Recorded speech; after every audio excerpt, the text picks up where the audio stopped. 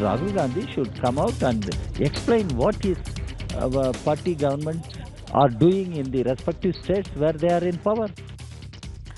गो हत्या के आरोपियों पर रासुका लगाने पर कांग्रेस करती रही है यूपी सरकार की आलोचना, लेकिन मध्य प्रदेश में कमलनाथ की सरकार ने भी गो हत्या मामले में 3 आरोपियों पर लगाया एनएसए।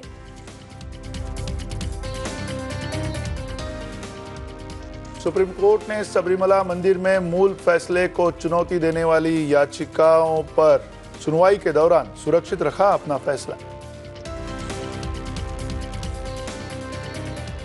मनी लॉन्ड्रिंग मामले में पूछताछ के लिए प्रवर्तन निदेशालय के समक्ष पेश हुए रॉबर्ट वाड्रा। ईडी के सूत्रों ने कहा वाड्रा की लंदन की प्रॉपर्टी पेट्रोलियम सौदे में मिली। तमिलनाडु में मिड डे मील खाने के बाद 34 बच्चों को अस्पताल में किया गया भर्ती। बच्चों के माता पिता के आक्रोश के बाद स्कूल में हुई छुट्टी। नाबालिगों और कमजोर वयस्कों को यौन शोषण से बचाने के लिए केरल कैथोलिक बॉडी ने जारी की गाइडलाइंस।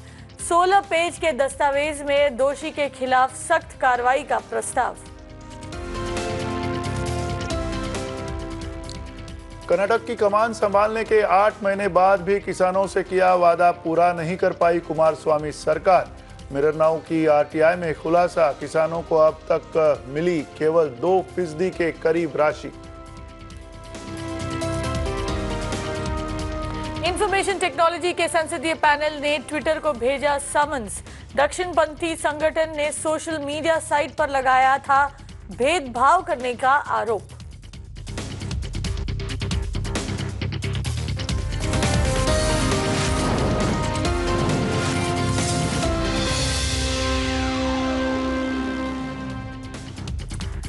नमस्कार, आप देख रहे हैं नेशन नाउ। मैं हूं कविता कृष्ण। नमस्कार, मैं मंदार फंड से। मंदार, मध्य प्रदेश में कमलनाथ सरकार ने अब अपना एक और वादा पूरा किया है। जनता से किए वादे के अनुसार कमलनाथ ने राज्य के उद्योगों में स्थानीय लोगों को 70% रोजगार देने का आदेश जारी कर दिया है। हाँ, लेकिन 17 दिसंबर को सीएम पद की शपथ लेने के कुछ घंटों के बाद कमलनाथ ने राज्य की जनता से कहा था कि यूपी और बिहार जैसे अन्य राज्यों से आए लोग स्थानीय लोगों की नौकरी खा जाते हैं। जी, और राज्य सरकार के तमाम रियायतों का फायदा उद्योगपति तभी उठा पाएंगे जब वो अपनी संस्थाओं में स्थानीय लोगों को 70% नौकरी देंगे। मध्य प्रदेश सरकार के इस फैसले से बाकी राज्यों के लोगों की परेशानी जो है बढ़ जाएगी। उनको परेशानी होना लाजमी है। अगर हर राज्य में इसी तरह से नौकरी की प्राथमिकता स्थानीय लोगों को दी जाने लगी तो इसका क्या असर होगा? अब सवाल ये उठता है कि क्या नौकरी के मामले में राज्यों को स्थानीय लोगों को प्राथमिकता देनी चाहिए और दूसरे प्रदेशों से आए लोगों को इस तरह से दरकिनार करना चाहिए? जी मंदार, और यहाँ पर सवाल ये भी उठता है कि क्या राज्यों को इस तरह के आदेश देने चाहिए? इसी बड़ी खबर पर आज हम चर्चा करेंगे और हमारे साथ जुड़ रहे हमारे पैनलिस्ट रिचर्ड जॉर्ज जुड़ेंगे थोड़ी देर में। कांग्रेस के प्रवक्ता है राकेश त्रिपाठी, जो कि बीजेपी के प्रवक्ता हमारे साथ जुड़े हैं। रमाकांत गौर वरिष्ठ लॉयर है सुप्रीम कोर्ट के, और बादशाह सेन जो कि वरिष्ठ पत्रकार है। आप सबका यहाँ पर स्वागत है। शुरू करेंगे बादशाह सेन आपसे।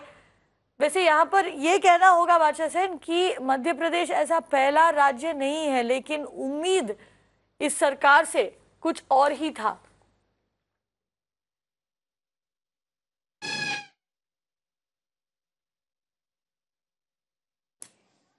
लगता है उन तक आवाज नहीं पहुंच पा रही है। फिर एक बार अगर सवाल दोहरा दिया जाए। बादशाह सेन, अगर आपको आवाज मिल रही है हमारी, तो जरूर सवाल यही है कि ये उम्मीद आप रखते थे मध्य प्रदेश सरकार से जो नए तौर पर चुनकर आई है?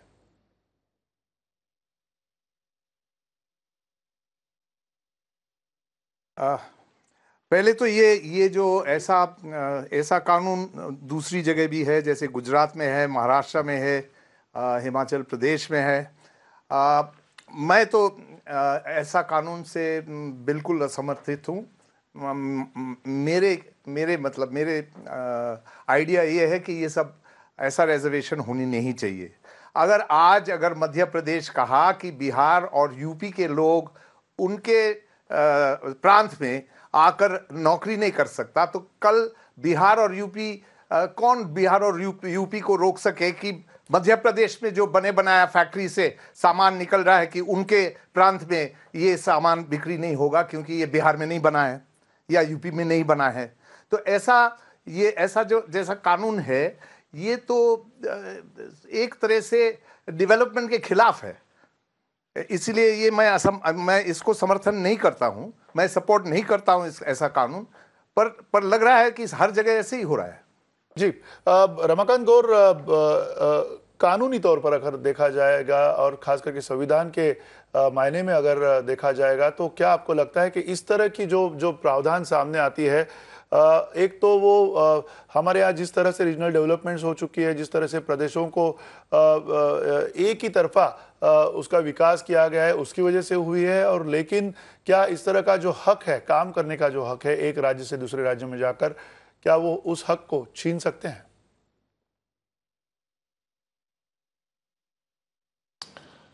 देखिए, राजनीतिक रोटियां सेकने के लिए ये जो विभाजनकारी नीतियां बनाई जा रही हैं, ये संविधान के विरुद्ध है। भारत का संविधान ऐसी किसी भी पद्धति, किसी भी प्रणाली, किसी भी नीति का समर्थन नहीं करता है जहां देश के सामान्य नागरिक को दूसरे नागरिकों से अलग रखा जाए, पहली बात। और दूसरी बात, आप अगर आरक्षण की बात करते हैं तो 50% की एक लिमिट सर्वोच्च न्यायालय ने तय कर दी थी। आप हर बार उसको क्रॉस करने का प्रयास करते हो, हर बार कोई नई बात ले आते हो और हर बार कोर्ट में जाके मुंह की खाते हो। राजस्थान सरकार ने यह प्रयास किया था एक वक्त पर, उसने मुंह की खाई। उड़ीसा में ये प्रयास हुए, वहां उड़ीसा हाई कोर्ट ने उस ऑर्डर को चैलेंज किया गया, उस ऑर्डर को रद्द किया गया। महाराष्ट्र में ये बात आई थी पर लागू नहीं हुई। महाराष्ट्र में भी कई दशकों से ये बात चलती रही है, आती रही है, विभिन्न सरकारें उस बात को लाती रही हैं, पर आज तक लागू नहीं हो पाया। तो ये जितनी भी विभाजनकारी नीतियां हैं, ये संविधान के विरुद्ध हैं और ये कहीं भी टिक नहीं पाएंगी। अगर इनकी जुडिशियल स्क्रूटनी होगी तो उस जुडिशियल स्क्रूटनी का ये जो टेस्ट है ये कभी पास नहीं कर पाएंगी। ये तो वो बात हो गई कि उत्तराखंड से गंगा निकलती है, आप मध्य प्रदेश में या किसी और प्रदेश में गंगा सागर तक गंगा जा रही, कोई और उसका उपयोग नहीं करेगा। ये कौन सी बात हो गई कि प्राकृतिक संसाधनों को आप रोक लेंगे? आप ये जो इंडस्ट्री के संसाधन बनाए गए उसमें पूरे देश का पैसा लग रहा है, तो यहाँ कहाँ ऐसा कौन सा विभाजन करने के लिए आपको एवेन्यू मिल गया कि आप उसको सिर्फ उस प्रदेश तक सीमित रख पाएंगे? जी, और यहाँ पर मैं राकेश त्रिपाठी आपसे ये सवाल पूछना चाहूंगी, क्योंकि यहाँ पर मुख्यमंत्री कमलनाथ ने विशेष टिप्पणी यही किया था कि यूपी बिहार से जो है युवा आते हैं मध्य प्रदेश में और नौकरियां खा जाते हैं। अब ये जो पॉलिसी बना है इस पर आपकी क्या राय है? देखिए, कमलनाथ जी ने जो उस समय कहा था, निश्चित तौर पर वो उत्तर प्रदेश और बिहार के संदर्भ में बहुत अपमानजनक था, और कमलनाथ जी की इस टिप्पणी को किसी भी स्थिति में उत्तर प्रदेश और बिहार का युवा स्वीकार नहीं कर सकता है, क्योंकि वो मेहनतकश है, अपनी मेहनत के आधार पर अपना स्थान बनाना जानता है। लेकिन ये बात सही है कि स्थानीय आकांक्षाओं को स्वर देना यह भी आवश्यक है, और तमाम ऐसे भूमि अधिग्रहण जैसे तमाम कानूनों में यह तय हुआ कि जहां पर भी किसानों की भूमि ली जाएगी, कोई भी नई इंडस्ट्री लगाई जाती है, तो जिनकी भूमि ली गई है उनको कहीं ना कहीं नौकरियों में हिस्सेदारी दी जाएगी, स्थानीय लोगों को नौकरियों में प्रोत्साहन किया जाना चाहिए। लेकिन इसका मतलब यह कतई नहीं है, जिस बात को रमाकांत जी कह रहे थे, कि हम एक लिमिट से बाहर जाकर के हम अवसर नहीं रोक सकते हैं। जो संविधान की मूल स्पिरिट है, जिसमें आजीविका का अधिकार है, हमको एक दूसरे राज्य में भ्रमण करने का अधिकार है, दूसरे राज्य में जाकर के हमको अपना रहने का अधिकार है, अपने आजीविका तलाशने का अधिकार है, संविधान की उस स्पिरिट को हम बिल्कुल भी डायल्यूट नहीं कर सकते हैं, उससे हम परे नहीं जा सकते हैं। स्थानीय लोगों को प्रोत्साहन देना है, डोमिसाइल आपको मैंडेटरी करना है, तो आप उसको एक लिमिटेड सीमा तक आप ले सकते हैं। लेकिन आप अगर दूसरे दूसरे राज्यों के लिए या दूसरे जिलों के लिए अगर अवसर समाप्त करते हैं तो कहीं ना कहीं संविधान की मूल भावना का उल्लंघन होगा और संविधान के उस मूल भावना जो संघीय ढांचे में विश्वास रखते हैं कहीं ना कहीं उसको चोट पहुंचाने वाला होगा। और कमलनाथ जी का यह डिसीजन जिसमें 70% तक अगर मध्य प्रदेश के लोगों के लिए आरक्षित करने की बात की है तो कहीं ना कहीं यह और राज्यों के लिए अवसर कम करने जैसा है, भारत के संघीय ढांचे पर प्रहार जैसा है, भारत के संविधान के मूल भावना के विपरीत जैसा है। हाँ, अपने स्थानीय लोगों को अगर रोजगार के लिए आपको प्रोत्साहित करना है तो उनको कुछ सीमा तक आपको प्रोत्साहित करना चाहिए, उनको कुछ वेटेज दिया जाना चाहिए, लेकिन इतनी बड़ी कैपिंग लगाना कि 70% तक के रोजगार जो है वो केवल मध्य प्रदेश के लोगों तक के लिए आरक्षित होंगे, ये किसी भी स्थिति में ठीक नहीं है। हमारे साथ रिचर्ड जॉर्ज जुड़े हुए हैं, कांग्रेस के प्रवक्ता है, भोपाल से जुड़े हुए हैं।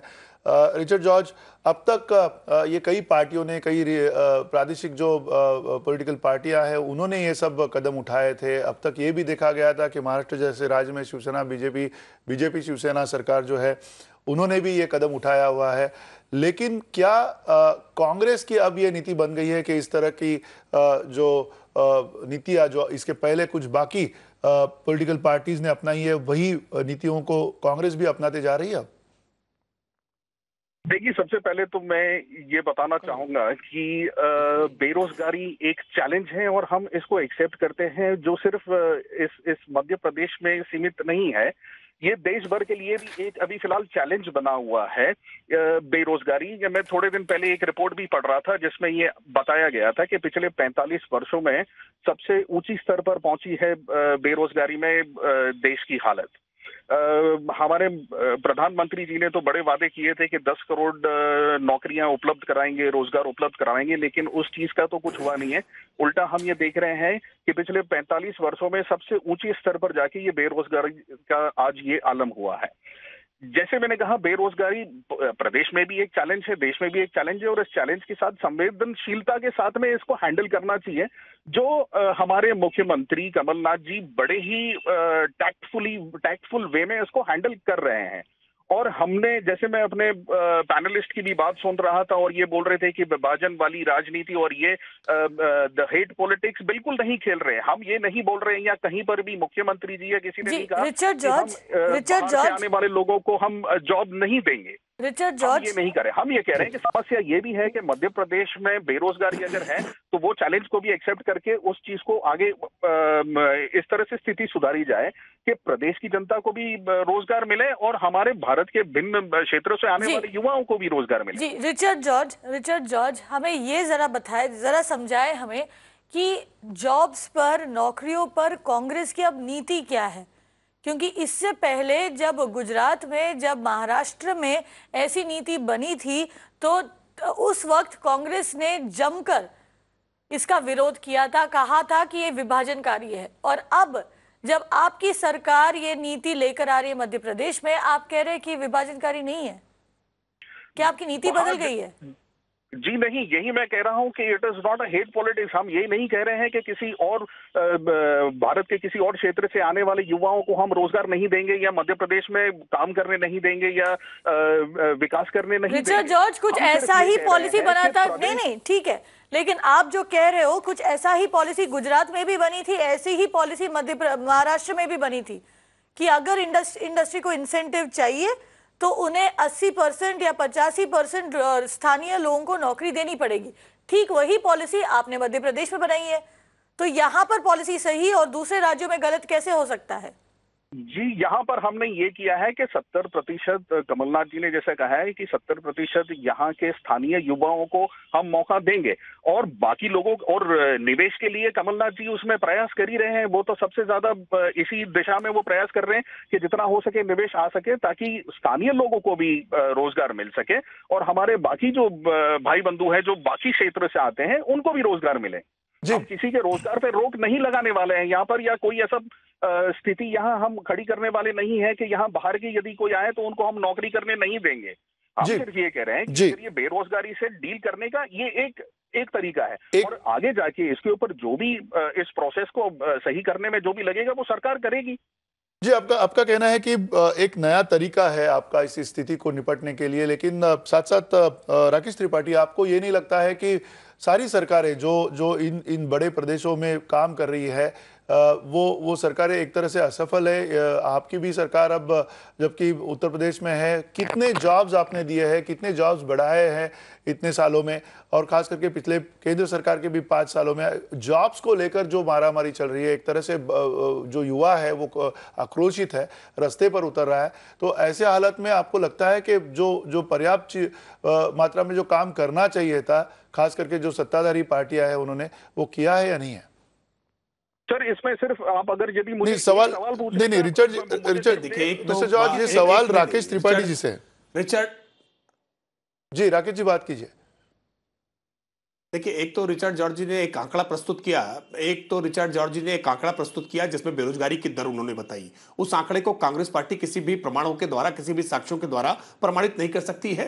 किसी भी एक रिपोर्ट कोई छपती है जिसका कोई आधार नहीं होता है, जिसको नीति आयोग ने खारिज किया, उसके आधार पर अगर कोई आंकड़े किसी टीवी डिबेट्स में रखेंगे या जनता के बीच में रखेंगे तो यह तरीका ठीक नहीं है। दूसरी बात, भारतीय जनता पार्टी की सरकार बनने के बाद हमने मुद्रा बैंक योजना के तहत लोगों को स्वरोजगार के लिए जितना प्रोत्साहित किया, 7 लाख करोड़ तक के हमने लोन बांटे हैं और 15 करोड़ से ज्यादा लोगों को हमने रोजगार मुद्रा बैंक योजना के तहत देने का काम किया है। हम चाहते हैं, वास्तविकता में आज चाइना की जो प्रगति है वो उस चाइना की प्रगति केवल जॉब्स क्रिएट करने, रोजगार के नौकरियां क्रिएट करना और रोजगार सृजन करना, इन दोनों के जो बेसिक अंतर है उसके कारण से बढ़ी है। दुर्भाग्य यह है कि कांग्रेस पार्टी ने लंबे समय तक सिस्टम ऐसा बना रखा था जिसमें सरकारी नौकरी के लिए लोगों के लिए इतनी लिप्सा रही है, लोग सरकारी नौकरियों के पीछे दौड़ते रहे हैं और सरकारी नौकरी को ना मिलना ही मान लिया जाता है कि वो बेरोजगार है। अगर रोजगार सृजन के लिए स्वयं अगर कोई उद्योग धंधे स्थापित किए जाते हैं या कोई किसी प्रकार का रोजगार सृजन के लिए कोई काम किया जाता है तो उसको भी रोजगार की श्रेणी में ही रखा जाता है। लेकिन दुर्भाग्य यह है कि कांग्रेस उसको रोजगार मानने के लिए तैयार नहीं है। लेकिन देश की इकोनॉमी में जो आज बढ़ोतरी हुई है, आज जो भारत सबसे तेजी से बढ़ती हुई अर्थव्यवस्था बना है,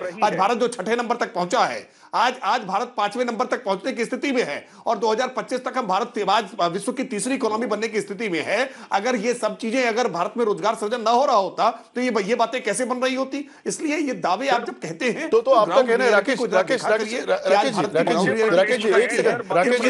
देखने के बाद एक सेकंड मिस्टर जॉर्ज, एक सेकंड राकेश जी, आपका ये कहना है कि पर्याप्त मात्रा में जॉब बन रहे हैं और जॉब की कोई समस्या है नहीं, ये आपका कहना है? नहीं, देखिए, आबादी के अनुपात में जॉब्स की समस्याएं हैं, लेकिन भारतीय जनता पार्टी की, नरेंद्र मोदी जी की सरकार आने के बाद हमने जिस तीव्र गति से प्रयास किए हैं, और विशेष करके मैं कौशल विकास मिशन की अगर जिक्र करूं, आज चाइना में 1260 प्रकार के ऐसे कौशल स्किल डेवलपमेंट के काम हैं जिसके कारण चाइना के नौजवान आज रोजगार प्राप्त करने का काम करते हैं। भारत में इन स्किल्स पर, जो परंपरागत तौर पर भारत के स्किल्स को आज पूरे विश्व में सराहे जाते थे, आज वो भारत में लगातार समाप्त हुए हैं। इसलिए आज हमने जो इसको प्रयास शुरू किए हैं, इसका सफल आने वाले समय में लंबे समय तक दिखाई पड़ेगा। भारतीय जनता पार्टी की सरकारों ने अलग अलग स्तर पर प्रयास किए। मैं एक उदाहरण केवल उत्तर प्रदेश का दूंगा। इसी उत्तर प्रदेश में 2014 से पहले एक मोबाइल मैन्युफैक्चरिंग की या मोबाइल असेंबलिंग की केवल 2 कंपनियां हुआ करती थी। आज 60 से ज्यादा कंपनियां मोबाइल मैन्युफैक्चरिंग की और असेंबलिंग की हैं। आज पूरे विश्व में भारत दूसरे नंबर का मोबाइल उत्पादक मैन्युफैक्चरर देश बना है। ये सारी बातें रोजगार के साथ ही जोड़ करके देखी जानी चाहिए, लेकिन कांग्रेस पार्टी सारी बातों को केवल सरकारी नौकरियों से जोड़कर देखना चाहती है और ये तरीका ठीक नहीं। जी राकेश जी, रिचर्ड जॉर्ज यहां पर आना चाहते हैं। रिचर्ड बताएं। मैं ये कह रहा हूं कि आपके मध्य प्रदेश, इनसे मेरा सिर्फ एक ही सवाल है कि पिछले 15 वर्षों से मध्य प्रदेश में तो आप ही की सरकार थी और पिछले 5 वर्षों में केंद्र में भी आप ही की सरकार है। आप मध्य प्रदेश में बेरोजगारी से निपटने के लिए आपने क्या किया, जरा बता दीजिए। जी रिचर्ड, ऐसा ये सवाल ठीक हैं जी रिचर्ड, 15 साल अभी हमारी मध्य प्रदेश में अगर मध्य प्रदेश में भारतीय जनता पार्टी ने रोजगार सृजन के काम नहीं किए होते, जी नहीं, मध्य प्रदेश में भारतीय जनता पार्टी जब सरकार में आई थी तो मध्य प्रदेश पूरी तरह से अंधेरे में डूबा हुआ राज्य था। मध्य प्रदेश बीमारू राज्य की श्रेणी में था। मध्य प्रदेश में सड़कों का एक बुरा हाल था। मध्य प्रदेश में कानून व्यवस्था बुरी स्थिति में थी। हमने भारतीय जनता पार्टी की मध्य प्रदेश में सरकार बनाने के बाद पहले इन इंफ्रास्ट्रक्चर की चीजों को ठीक करने का काम किया। उसके बाद मध्य प्रदेश में हम बड़े पैमाने पर इन्वेस्टमेंट लेकर के आए। धीरे धीरे हमने रोजगार के वहां पर सृजन की संभावनाएं बढ़ाई और यही कारण है कि मध्य प्रदेश में 15 वर्षों तक सरकार रहने के बाद भी भारतीय जनता पार्टी को जनता ने खारिज नहीं किया है। भारतीय जनता पार्टी कांग्रेस पार्टी से ज्यादा वोट वहां पाई है। कुछ वजहों से, कुछ सीटों पर मामूली अंतर से भारतीय जनता पार्टी कुछ सीटें केवल पीछे रह गई है और उसके आधार पर अगर कांग्रेस अपने आप की जीत मान रही है तो कांग्रेस पार्टी को मुबारक हो। 2019 का चुनाव बहुत सामने है और भारतीय जनता पार्टी 2019 में इस सारा हिसाब किताब बराबर करेगी। जी रिचर्ड जॉर्ज, आपका ये बात सही है कि मध्य प्रदेश में काफी बेहाली है। अगर आप अनएम्प्लॉयमेंट डेटा देखें मध्य प्रदेश राज्य का, तो पिछले 2 साल 2015 से लेकर 2017 तक 15 लाख से बढ़कर 23 लाख जो है युवा है मध्य प्रदेश में जिनके पास नौकरी नहीं है। ये बात तो सही है, मान लेते हैं। आपने चलिए एक पॉलिसी भी बना दिया जहां आपने कह दिया कि 70% नौकरियां इंडस्ट्री को कोटा अलग से स्थानीय लोगों के लिए अलग रखना पड़ेगा, ऐसी इंडस्ट्री को जिनको इंसेंटिव्स चाहिए। अब आप हमें ये बताइए कि आपका प्लान क्या है नौकरी बढ़ाने के लिए? क्या आपके पास कोई टारगेट है? रुकिए, 2 सवाल है। आपके पास कोई प्लान है, आपके पास कोई टारगेट है कि इस साल में 2019 में आप कितनी नौकरियां जनरेट करेंगे, 2020 में कितना जनरेट करेंगे, 2021 में कितना जनरेट करेंगे? बिल्कुल इसका प्लान है और इसका प्लान जैसे जैसे एग्जीक्यूट होगा और फर्स्ट ऑफ ऑल जो फर्स्ट थिंग्स फर्स्ट होती है, इन्वेस्टमेंट के ऊपर हमारे मुख्यमंत्री जी कमलनाथ जी उस पर काम कर रहे हैं ताकि यहाँ रोजगार बढ़े, आय बढ़े। और इसके ऊपर कमलनाथ जी ने सबसे पहली बार कहा है कि हम हर 4 महीने में अपना रिपोर्ट कार्ड पेश करेंगे। तो जब ये रिपोर्ट कार्ड पेश होगा हर 4 महीने में, भारतीय जनता पार्टी की तरह नहीं कि 15 सालों में कभी कोई रिपोर्ट कार्ड लेकर नहीं आए। ठीक है, मैं के लिए टारगेट क्या है आपका? हर 4 महीने में हम रिपोर्ट कार्ड लेकर आएंगे। और रिचर्ड जॉर्ज, चलिए 4 महीने की बात नहीं करते, मई तक की बात करते हैं। मई 2019 के लिए आपका क्या टारगेट है? कितना इन्वेस्टमेंट आएगा और कितनी नौकरियां बनाने का टारगेट है आपका? हेलो जी रिचर्ड जी, सवाल ये है कि मई की बात करें, यानी 4 महीने 5 महीने पकड़ लीजिए आप, तो सरकार की टारगेट्स क्या है? कितनी नौकरियां बनेंगी, कितना इन्वेस्टमेंट आएगा? एग्जैक्ट आंकड़े इस वक्त तो ये लाखों में करने का कोई उसका अर्थ नहीं है।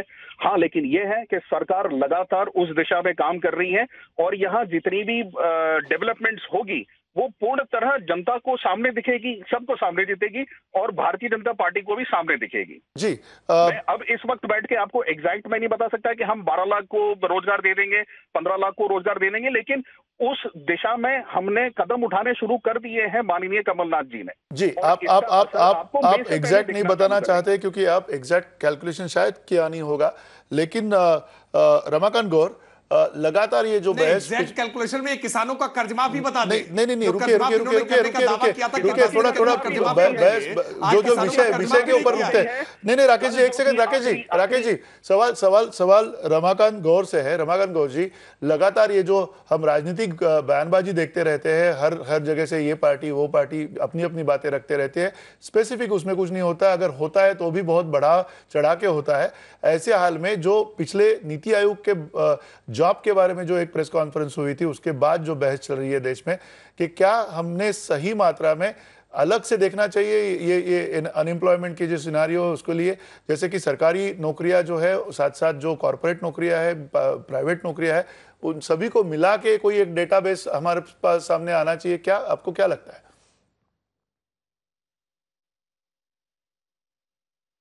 देखिए, हमारे पास डेटाबेस आना चाहिए, इसमें कोई संदेह नहीं है, पर उस डेटाबेस को सामने लाने की जो मंशा है या जो उसकी प्रक्रिया है वो ही नहीं की गई। और मैं इसमें केंद्रीय मंत्री हैं हमारे, उनका एक बयान अभी 2 दिन पहले आया है, संतोष गंगवार, उन्होंने कहा है कि no unemployment data post demonetisation is available.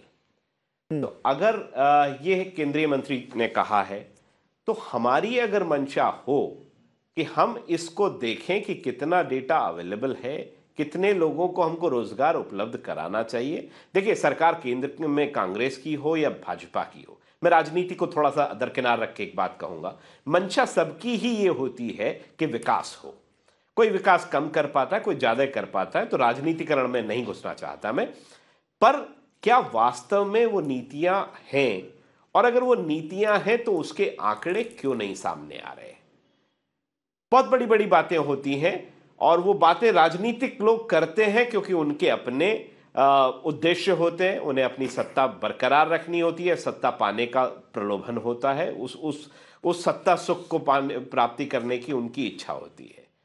But ये जो भारत का युवा है, जो आज विश्व में सबसे ज्यादा युवाओं की आबादी रखने वाला देश है जी, इसके संसाधन को सदुपयोग कर पाए हम, ये हमारी इच्छा होनी चाहिए। और इस इच्छा शक्ति से नो डाउट कि प्रेजेंट सरकार ने हमेशा ये कहा कि स्वरोजगार को बढ़ावा देना चाहिए, उसके लिए मुद्रा योजना लाए, बट उस सब के बावजूद भी आज भी ये समस्या सुरसा की तरह विकराल बनी हुई है।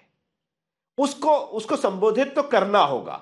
जब हम आंकड़े ही नहीं बना पाएंगे और या वो आंकड़े होते हुए भी जनता के सामने प्रस्तुत नहीं कर पाएंगे, तो उस आंकड़ों का, उस प्रक्रिया का शायद कोई बहुत बड़ा उपलब्धि नहीं होगी। हम काम तो कर रहे हैं, पर सच्चाई सामने लाने में क्यों हम झिझक रहे हैं, ये मैं इस बारे में मैं कुछ नहीं कह पाऊंगा जी। ये निसंदेह को बहुत अच्छी स्थिति तो नहीं जी। बादशाह सेन, यहाँ पर आपसे सवाल पूछना चाहती हूँ। आपने सुना कि राकेश त्रिपाठी को क्या कहना था, रिचर्ड जॉर्ज का क्या कहना था, सबकी बातें आपने सुनी। आप ये बताएं कि क्या आप यहाँ पर कन्विंस है कि ये सरकारें सही मायने में नौकरी की समस्या सुलझाने के तरफ काम कर रही है, या ये सिर्फ बयानबाजी कर रही है?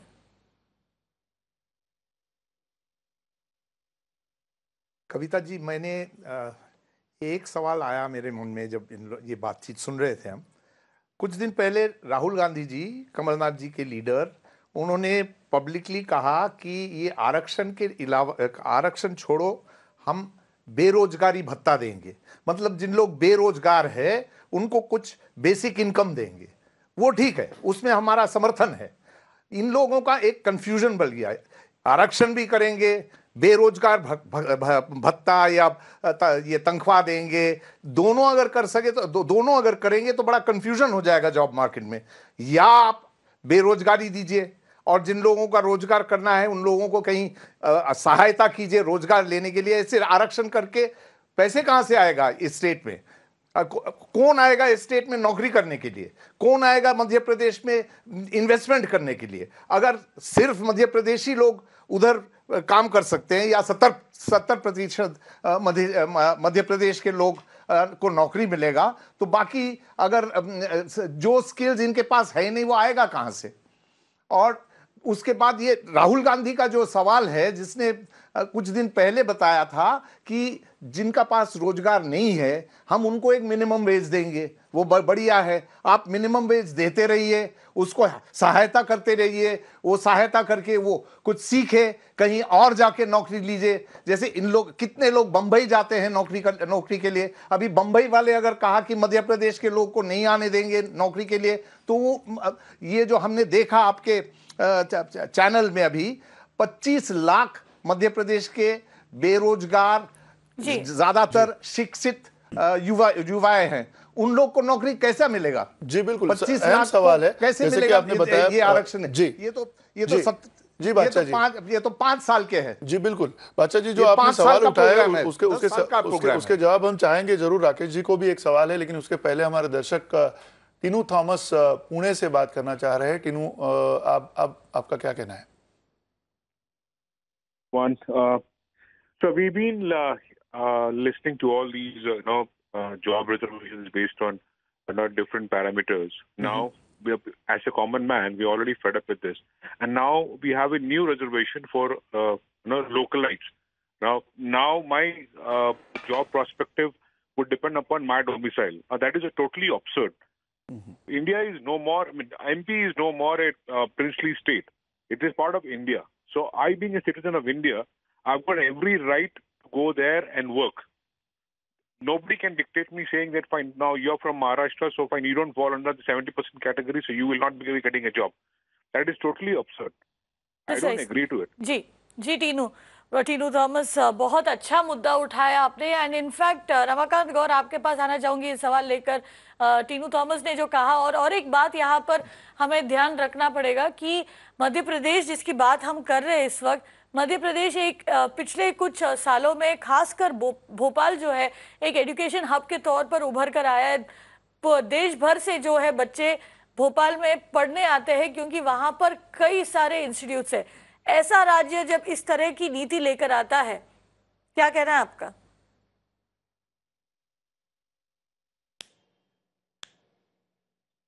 देखिए, इसमें कोई दो राय नहीं कि भोपाल शिक्षा के लिए एक बहुत बड़ा केंद्र है और वहाँ लोग एक सी आस से आते हैं कि बहुत अच्छी शिक्षा मिलेगी। लोग जबलपुर जाते हैं, बहुत बहुत सारी जगह जाते हैं और इसी आशा से जाते हैं कि उनका विकास होगा। और इस सर्वांगीण विकास के लिए ही भारत में ये एक संघीय ढांचा है और ये प्रदेश सरकार का ये कदम उस संघीय ढांचे पर कुठाराघात है। आप जनता को कितना बांटोगे? जाति में आपने बांट दिया, राज्य, देश, प्रदेश, कलर, क्रीड, कितना धर्म, इतना बांट दोगे आप कि वो लोग एक साथ खड़े होने में भी कतराएंगे। ये वही भोपाल है, इत्तेफाकन मुझे उस भोपाल की वो भी याद आज भी ताजा है, जहां यूनियन कार्बाइड के लोगों को, जो उस घटना से प्रभावित लोगों को यही सरकार आज तक न्याय नहीं दिला पाई है। यही सरकार थी, इसी राजनीतिक दल की सरकार थी, तो आज तक ये वो काम नहीं कर पाए। अब बड़ी बातें तो हम क्या करें, तो कम से कम आज के युवा को तो मत बांटो। आज उस युवा में एक ये प्रतिभाशाली युवा है, अपने लिए रोजगार के साधन ढूंढ रहा है, उसमें आप ये कहना शुरू कर दोगे कि उत्तर प्रदेश का युवा आपकी नौकरी खा रहा है, बिहार का युवा आपकी नौकरी खा रहा है, या कहीं बाहर का युवा आपकी नौकरी खा रहा है। अरे आप संसाधन कहाँ के उपयोग कर रहे हो? आप जहां के संसाधन उपयोग कर रहे हो उस देश का नाम भारत है, और भारत को देश प्रदेश में बांटकर ये जो विभाजनकारी नीति ला रहे हो, ये ना तो कानून के हिसाब से सम्मत है, ना ये किसी को कहीं, ना ये तो लॉजिकल है ना लीगल है जी। और जो ना लीगल है और ना लॉजिकल है वो स्टेबल नहीं हो सकती जी। बिल्कुल। एक और अहम सवाल है राकेश जी, सरल सवाल है, इसमें कोई राजनीति नहीं है, ना ही हम चाहेंगे कि आपका जवाब उसका राजनीतिक हो, लेकिन जब एक मुद्दा उठाया था रमाकांत गौर ने भी कि अगर आंकड़ों को सामने लाना है, आंकड़ों की जो आपको जोड़ करनी है, पिछले 5 सालों में ये सरकार आंकड़े तक सामने लेके नहीं आए, ये क्यों हो रहा है? अगर किसी चर्चा को आगे बढ़ाना है, किसी जॉब के ये पूरे डिबेट जो चल रहा है, पूरा देश इसमें राजनीतिक तौर पर उथल पुथल हो रही है, तो ऐसे हाल में आपको ये नहीं लगता कि जो ट्रांसपेरेंट चीजें सामने आनी चाहिए थी वो अब तक क्यों नहीं ला पाया? नहीं, देखिए, मुद्रा बैंक योजना के तहत जो लोन मिले हैं उसके आंकड़े सार्वजनिक हैं। ईपीएफओ के आंकड़े प्रधानमंत्री जी ने संसद में स्वयं रखने का काम किया था कि उसके द्वारा पता चल सकता है कि कितने नए लोगों ने अपना पंजीकरण कराया है ईपीएफओ के तहत और कितने नए लोगों को रोजगार मिला है, उससे भी ये पता चल सकता है। एक कई सारे अलग अलग प्रकार से रोजगार सृजन की किस प्रकार संभावनाएं बनी है, प्रधानमंत्री ने संसद के भाषण में रखा था। नीति आयोग ने स्पष्ट किया है कि अब मार्च में इस संदर्भ में एक बेरोजगारी की दर क्या है और रोजगार कितना सृजन हुआ है, इस संदर्भ में हम एक रिपोर्ट प्रस्तुत करने वाले हैं। मार्च में वो रिपोर्ट भी आएगी और कल प्रधानमंत्री जी संसद में बोलने वाले हैं। मैं मानता हूं कि भारतीय जनता पार्टी किसी भी तरह से पीछे हटने वाली नहीं है। हमने जो किया है हम उसका हिसाब जनता को बताने वाले हैं, जनता को बता रहे हैं लगातार।